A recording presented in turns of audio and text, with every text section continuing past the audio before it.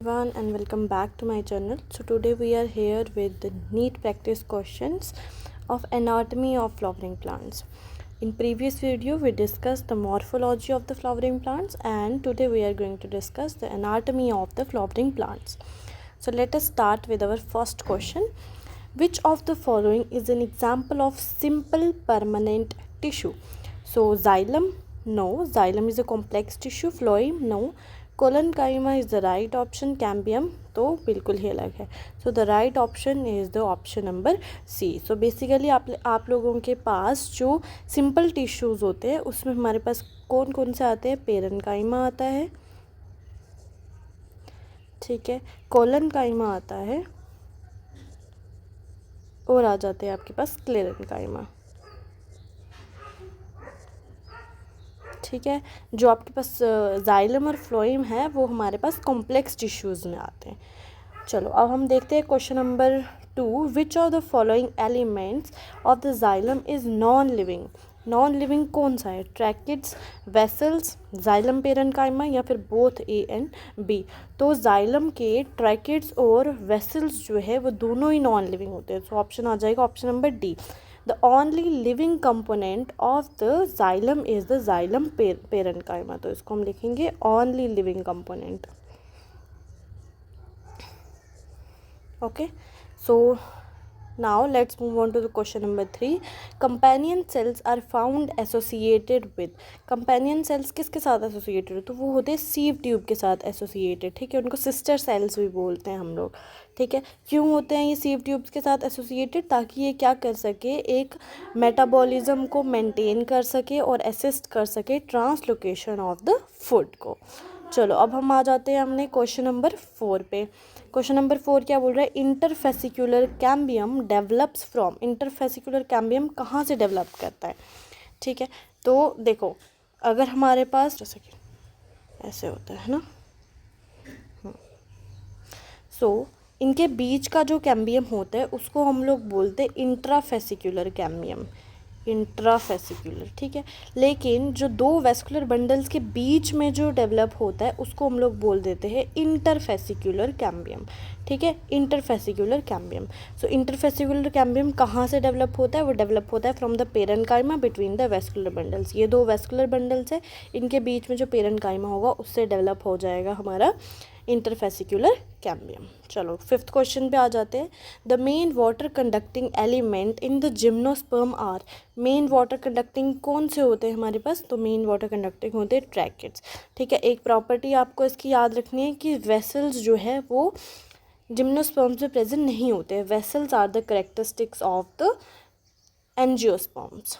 ठीक है, अब आ जाते हैं क्वेश्चन नंबर 6 पे. The annual rings in tree are due to. जो एनुअल रिंग्स होती हैं ट्री के अंदर वो किसकी वजह से होते हैं? तो वो होती हैं सेकेंडरी जाइलम की वजह से. तो हर साल जो है एक सेकेंडरी जाइलम जो है वो क्या हो जाता है? ऐड होता जाता है. ठीक है, उसकी वजह से एनुअल रिंग्स हमें जो है ट्रंक ऑफ ट्री में देखने को मिलते हैं. फिर आ जाते हैं हमारे पास Casparian strips are found in. Casparian strips कहाँ पे पाए जाते हैं हमारे पास? एंडोडर्मिस में. बहुत ईजी सवाल है. अब आ जाते हैं क्वेश्चन नंबर 8 पे. Which of one of the following is not a component of phloem. कौन सा फ्लोएम का कंपोनेंट नहीं है? कंपेनियन सेल तो है, फ्लोएम फाइबर भी है, फ्लोएम पेरेनकाइमा भी है, लेकिन ट्रैकिड्स जो है वो हमारे पास फ्लोएम का कंपोनेंट नहीं है. तो right option will be the option number D. Okay, so let's move on to the 9th question. Secondary growth in the dicot occurs due to the activity of. जो secondary growth हो रही है dicot के अंदर वो किसकी activity की वजह से हो रही है? Pericycle and vascular cambium, okay. Endodermis की वजह से बिल्कुल भी नहीं. Cork cambium only, no. Pith only, no. So the right option is the pericycle and the vascular cambium. जो सेकेंडरी जाइलम होता है और फ्लोइम होता है वो अराइज करते हैं फ्रॉम अ कैम्बियम रिंग से. वो अराइज करते हैं और वो बनते कैसे? जब पेरिसाइकल और इंट्राफेसिकुलर कैम्बियम जो है ज्वाइन हो जाता है तब वो जा करके बनते हैं. So the right option will be the pericycle and the vascular cambium.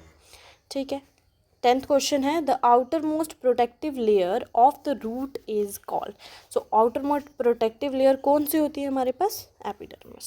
ठीक है, इजी सवाल था.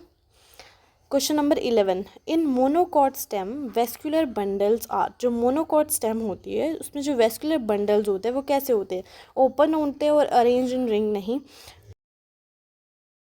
होते हैं, वो क्या होते हैं, क्लोज्ड होते हैं और स्कैटर्ड होते हैं, ठीक है, ओके क्योंकि इनमें कोई भी सेकेंडरी ग्रोथ नहीं होती है। Let's move on to the question number 12, heartwood differs from the sapwood, heartwood और सैपवुड में क्या डिफरेंस है। तो बेसिकली जो हार्टवुड होती है हमारी वो कैसी होती है, डेड होती है वो, ठीक है, पहला पॉइंट क्या आता है कि वो डेड होती है, दूसरा पॉइंट आता है कि वो क्या होती है, डार्कर होती है थोड़ी सी, और क्या होती है, नॉन फंक्शनल पार्ट होता है कंडक्शन के लिए, ठीक है, और क्या प्रोवाइड करता है ये, मैकेनिकल सपोर्ट, ठीक है, मैकेनिकल सपोर्ट प्रोवाइड करता है। वहीं जो सैपवुड होती है वो सबसे आउटर और लिविंग होती है, आउटर होती है, लिविंग होती है, और क्या आ जाएगी, कंडक्टिंग रीजन होता है वो, ठीक है। सो राइट ऑप्शन क्या हो जाएगा, presence of dead elements, absence of parenchyma, conduction, conducting function, या फिर living nature. So the right option will be the A option, presence of dead elements, ठीक है। Which of the following which type of the vascular bundle is found in leaves? leaves में कौन सा vascular bundle पाया जाता है, तो leaves में radial type of bundle पाया जाता है।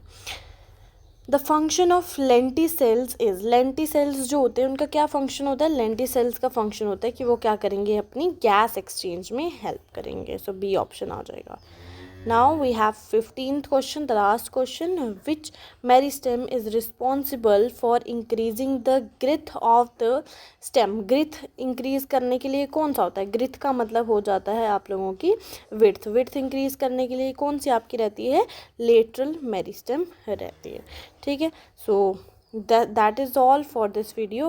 15 क्वेश्चंस हमने इसके कर दिए हैं।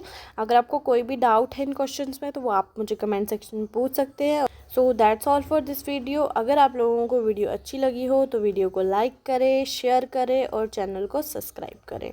Thank you.